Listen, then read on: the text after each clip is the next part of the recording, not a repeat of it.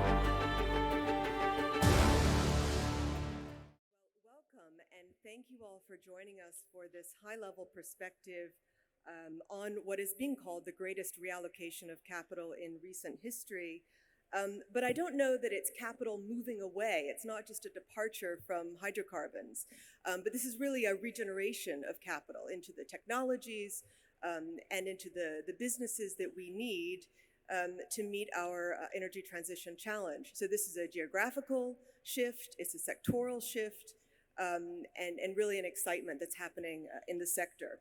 We have 4 founders or CEOs of really distinct firms operating in this space. Sir Chris Hone, founder of the Children's Investment Fund, Rishi Kapoor, co-CEO of Investcorp, Fabrice Dumontel, the founder and CEO of Eiffel, and Peter Orszag, CEO of Lazard. So really fantastic group here. I'd like to start with Sir Chris, if that's all right. Your experience is probably a bit different as an activist investor, as an investor, advocating for certain regulatory reform. How do you see your investment work in parallel with your philanthropic work in sort of moving the needle in regulatory reform in the space, but also in looking for what's investable? Thanks. My work in investing helps inform my philanthropy. The foundation that I endowed is one of the largest funders in climate change. The most important point to make is the transition that is needed is not going to happen without a massive change in regulatory and taxation framework and in addition government subsidy. The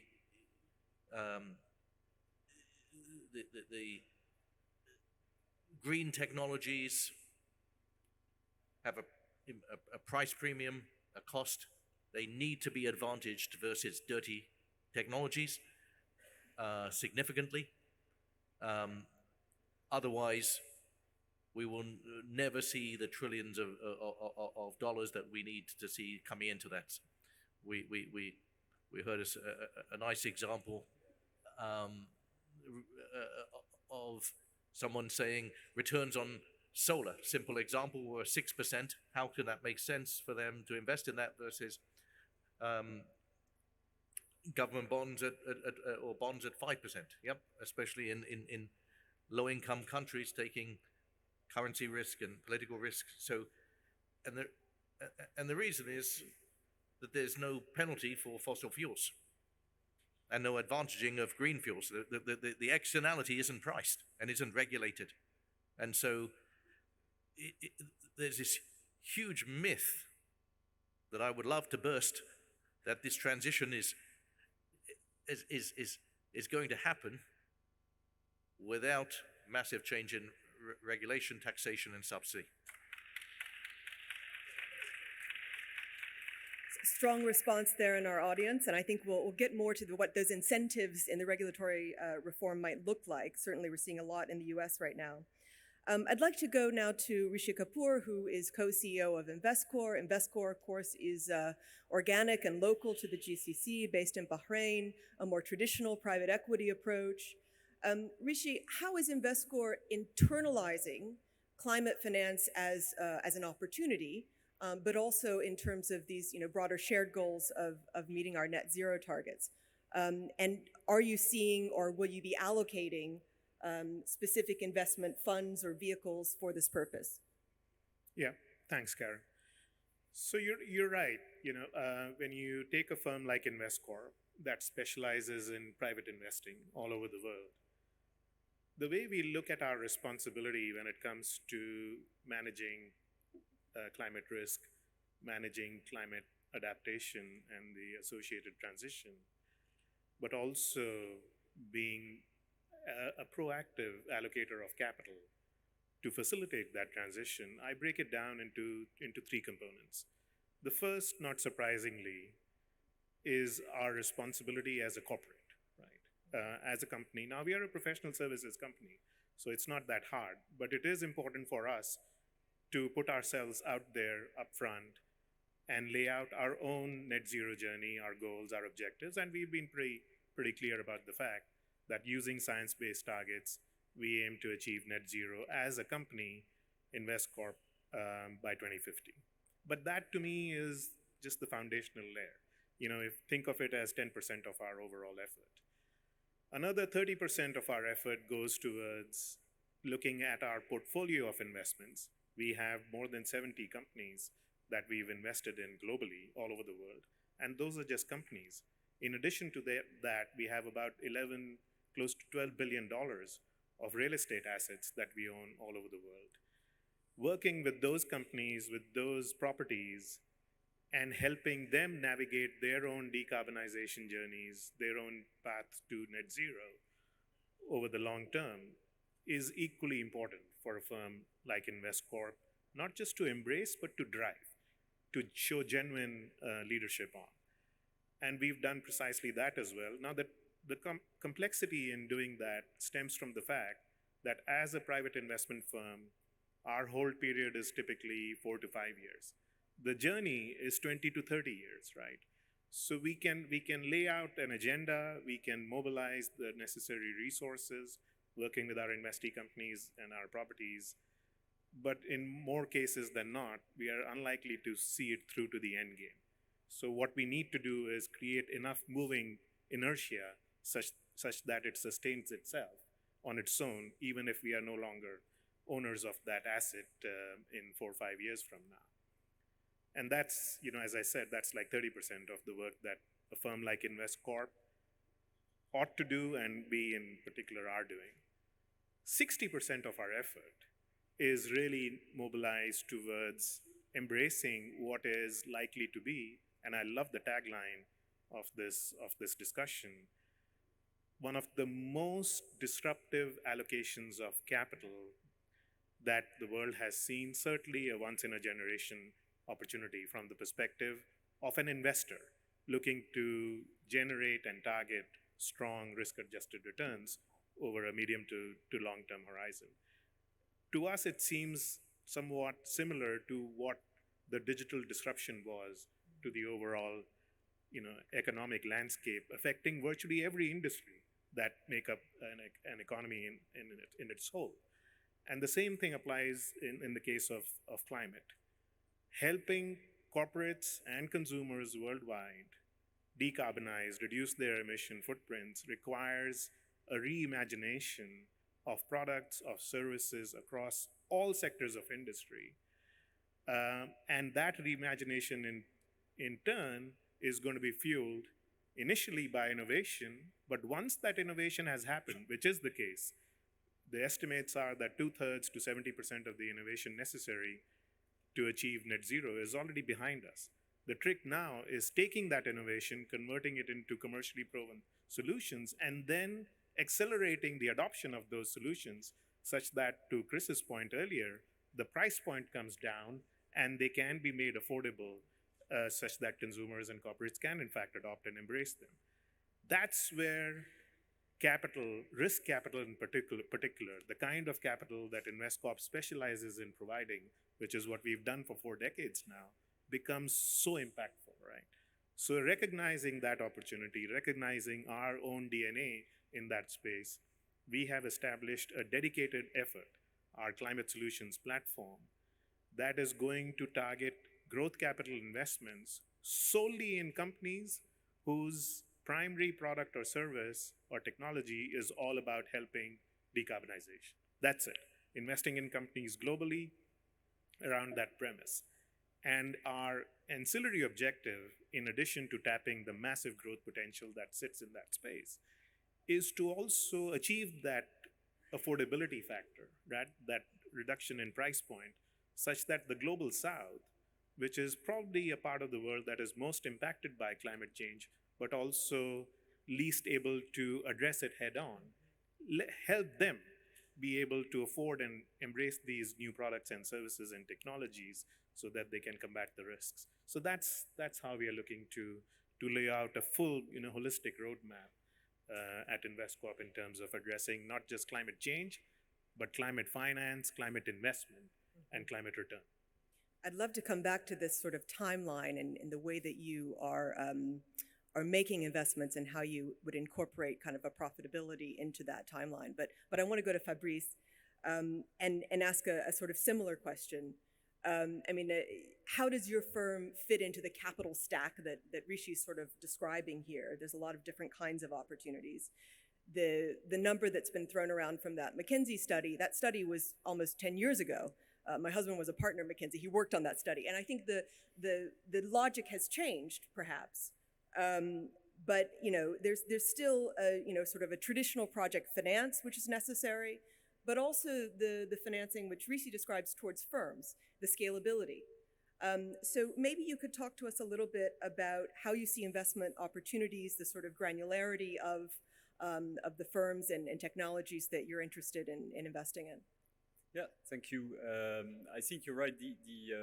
This capital reallocation is not only the greatest in terms of the quantum of capital needed, but also in terms of its complexity. To make the climate transition, of course, we need to make investments in a few hundreds or a few thousands of mega projects, the very large offshore wind farms, the gigafactories for batteries, H2 electrolysis, etc.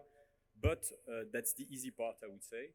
The challenge is really to make the millions of smaller investments, very granular, very decentralized, on rooftop solar, on small-scale renewable energy, as well as the myriad of investments that are needed to basically decarbonize each industrial SME, each office building, each home, each plane, car, truck, etc. It's a very, renewable energy is very different from the traditional coal, oil and gas, or nuclear in that respect. And so the financial system needs to, and that's us today, the financial system needs to adapt to be able to finance those millions of projects. And basically that means that institutional investors need to partner with local, regional asset managers who can source and implement those investments on the ground. That's very difficult, very complex, but otherwise we'll miss 75 or 80% of the energy transition.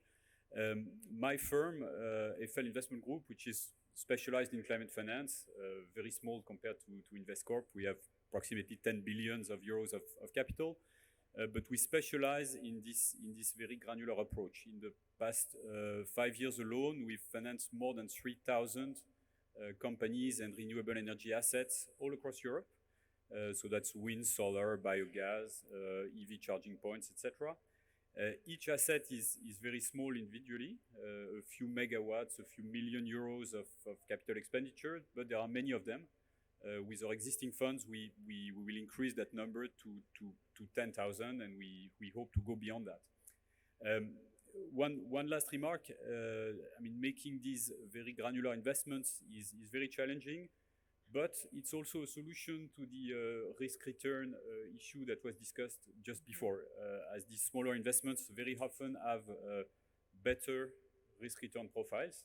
Of course, most of the money goes to the mega projects, and it leaves a funding gap for the smaller assets. So aggregating portfolios of smaller granular assets is a way to, at the same time, accelerate the climate transition and to continue generating very robust returns for investors. Thanks, Fabrice. I want to get back to the question of, how investors find these opportunities, but also then what the role of policy is in sort of encouraging that. So I want to go to Peter Orsag and ask, how is the industrial policy landscape changing in the US? It's changing a lot.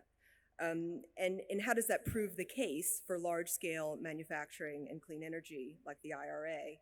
But then in your business, how does this affect your choices about allocation and geographic considerations? And maybe Lazard is a little bit different. You're both an asset manager and an advisor. So how does that fit into your strategy now? All right, let me do the good, the bad, and the promising.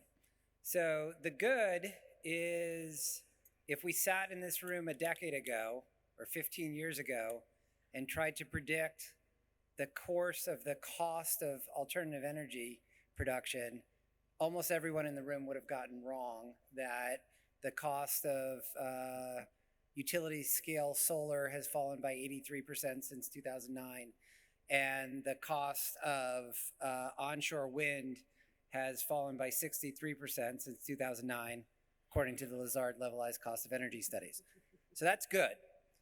The bad is that financial markets actually now are paying attention, but the degree to which the emissions are being penalized is inadequate. So Lazard also has a new climate center. We have shown that financial markets do penalize emissions. Every 10% increase in emissions, all else equal, has about a 0.5% impact on the price to equity ratio. So it is coming through, and it varies across industries and sectors, but that's a pretty weak signal. So it's there, but it's not strong enough.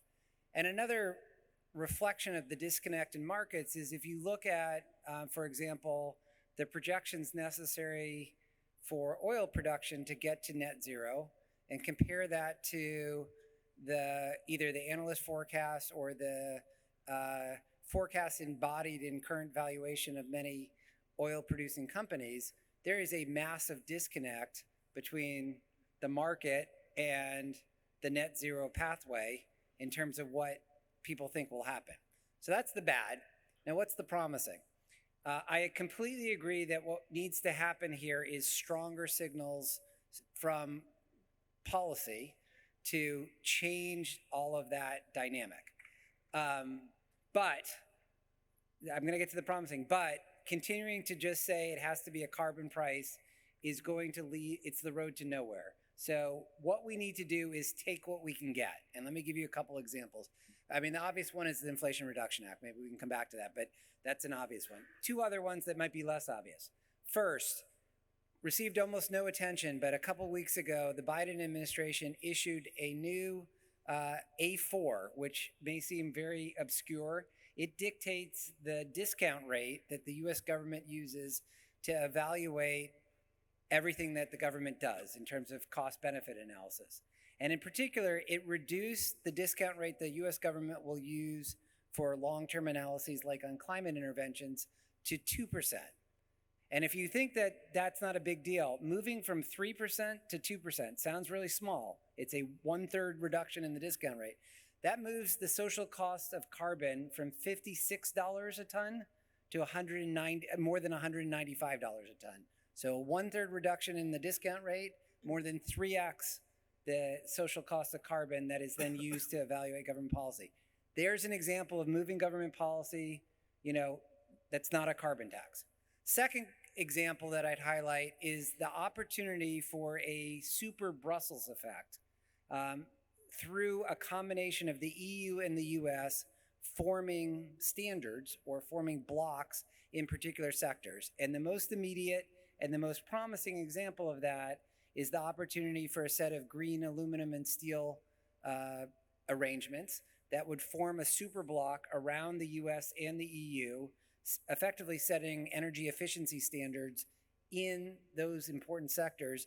And if the EU and the US get together on something like that, it will change production not only in the EU and the US, but across the globe, because the combined economic impact of those two markets is really powerful. So there are lots of things that governments can do, even apart from a pure price signal, that would be very promising and helpful while we, wait for Godot and yearn for a carbon tax to be imposed. And I didn't answer your question about what we're doing, but I figured my time is up anyway.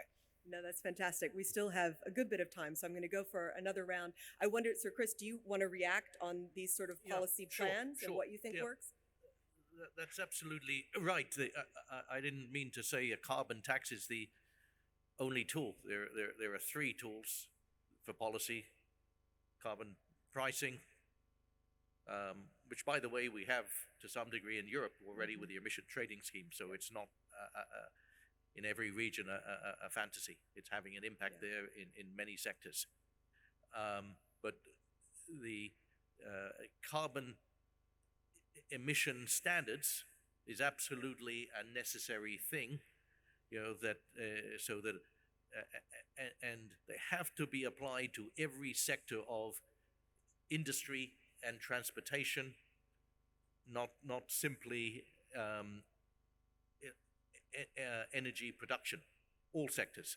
So what it would mean is that you can't produce a ton of steel, a ton of cement, chemicals, shipping. Emissions would be limited by regulation, and there'll be phase-ins. Okay, same thing for aviation, sustainable aviation fuel, and you can call them standards, regulations. In the same way for a car, emissions are regulated. Yep, you can't just have a car which can pollute or a truck any amount. And so we're going to need to find political will to impose those standards in a very strict and ratcheting manner.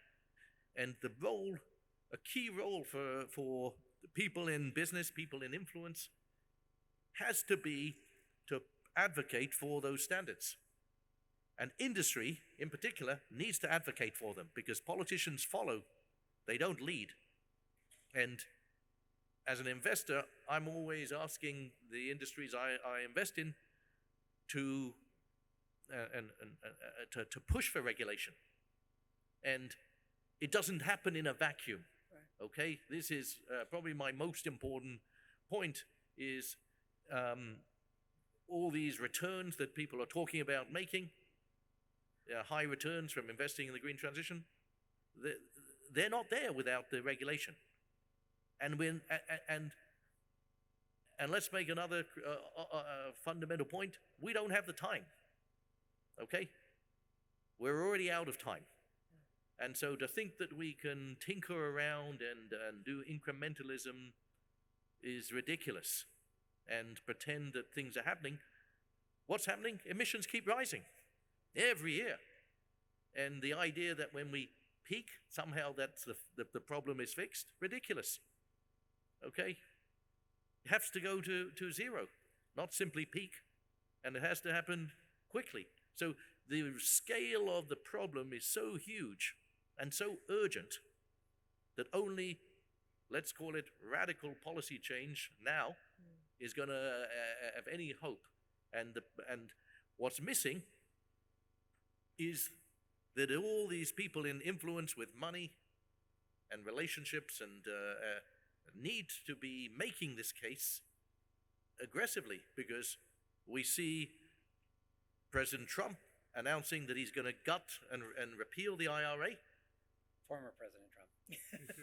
Former President Trump, thank you. Don't cause us more anxiety today than we need.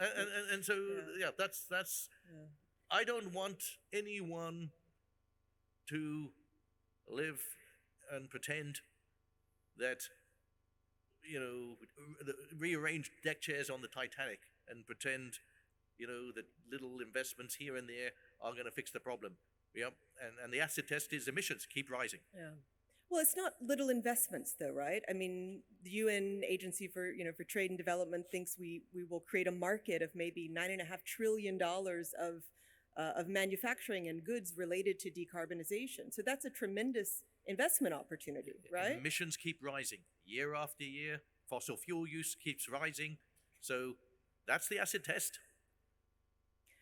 I would love to just have a quick round. We have 3.5 minutes or so of, to that point, what are your favorites? What do you see as investable? Where are you most optimistic?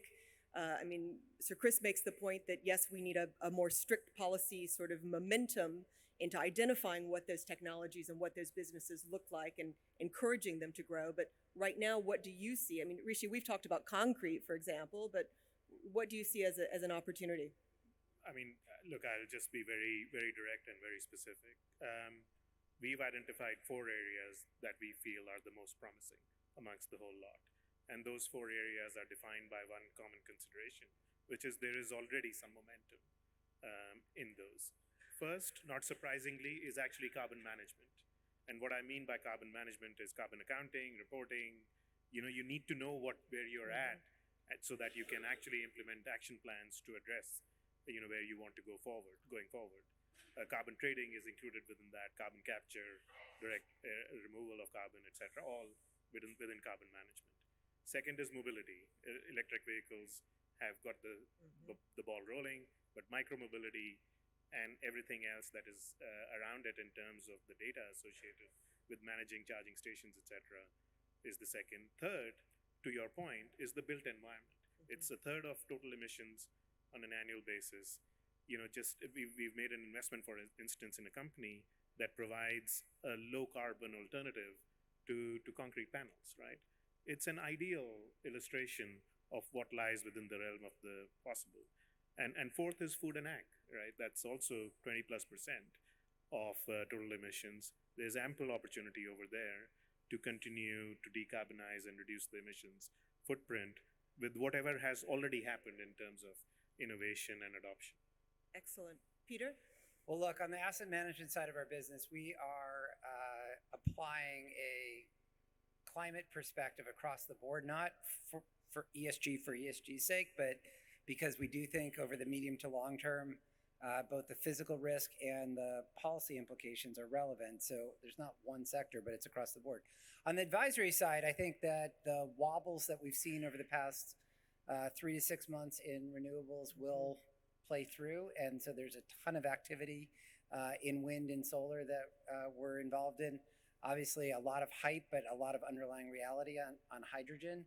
And then critical minerals, where despite the fact that where there's going to be a lot of investment. Excellent. So you're predicting a cost curve change, especially in wind. That's interesting. Fabrice? Yeah, I think we're still seeing a lot of value and a lot of opportunities in simple renewable energy, so wind, solar, biogas, geothermal. In Europe, at least, it's now on par with traditional energy sources in terms of cost, so very, very promising, and there is still a lot to do in terms of investment. So Chris, any favorites?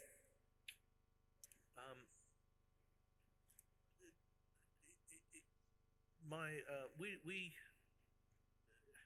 find limited opportunities because the returns are not sufficiently advantaged by policy, as I keep saying. Yeah. All right. Well, there you have it. 4 different perspectives from 4 very interesting and active firms in this space. Thank you all. Great panel. Thank you.